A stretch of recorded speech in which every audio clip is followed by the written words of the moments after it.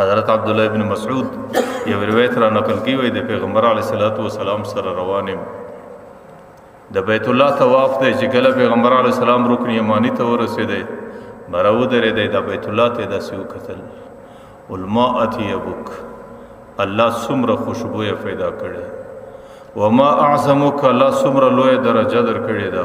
وما اعظم حرمتک الله څومره عزت او احترام در نصیب کړی دی بیت الله ته وای په اخر کې صورت وای والله لحرمت المؤمن اعظم منك په خدا قسم چې مؤمن څومره احترام او عزت لري ای بیت الله دغه عزت او احترام درته ډیر زیات دی نن تاسو ګورئ بیت الله څومره عزت لري دمځکه پر هر کونج باندې چې تلمونځ کوي چې درڅو پورې بیت الله ته مخ نه وګرځي استلمونځ الله نه قبلي د لمانځه دپاره اولنی او بنیادي شرط دا دی چې ستا مخ به قبلې او بیت الله ته ګرځي که دمځکې په شرق کې که دمځکې په غرب کې که دمځکې په جنوب کې که دمځکې په شمال کې که په وچه که په دریاب کې که پر مځکه که په اسمانو په هوایي جهاز کې سپورې چې درڅو پورې بیت الله ته مخ نه وګرځي در هغه وخته پورې د لمونځ نه صحیح کېږي اوس پر دې مځکه باندې ته اوسېږې بیت الله پر کوم طرف ته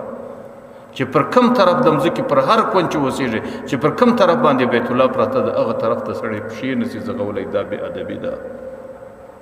هغه طرف ته سړی لاړې نسي ټوکلی ځکه دا بې ادبي ده ځکه دې طرف ته بیت الله ده نو بیت الله ته الله تعالی څومره عزت ورکړی دی لیکن پیغمبر علیه الصلاۃ والسلام ورته وایي لحرمت المؤمن اعظم منک زما د الله په ذات قسمي چې مؤمن څومره عزت او احترام لري بیت الله هغه عزت او احترام تا کې نشته تا ته الله تعالی هغه عزت او احترام نه دی درکړی نن که یو سړی بیت الله ته سپکاوی کوي یو سړی پر بیت الله باندې حمله کوي یو سړی د بیت الله عزت ورخرابوي نو زموږ په دین کې موږ هغې ته په ډېر بدترین مجرم او په ډېر لوی خطاکار او په ډېر لوی ګناهګار باندې ګورو لیکن یو سړی مسلمان ته شکنځل کوي یو سړی په مسلمان پسې بده خبره کوي یو سړی د مسلمان عزت ورخرابوي یو سړی د مسلمان دل ازاري کوي په خدا قسم در هغه لوی مجرم دی چې کوم څوک د بیت الله عزت ورخرابوي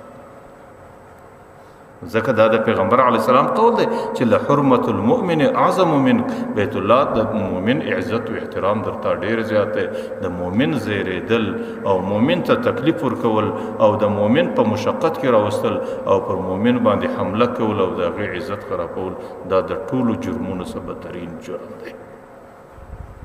ځکه زموږ په دین کې صرف عقیده عبادت نه دی زموږ په دین کې صرف عبادت اسلام نه دی زموږ په دین کې صرف عقیده اسلام نه دی زموږ په دین کې بهترین اسلام او د اسلام لویه نشانه او د اسلام اصل الاصول هغه پیغمبر علیه الصلاۃ والسلام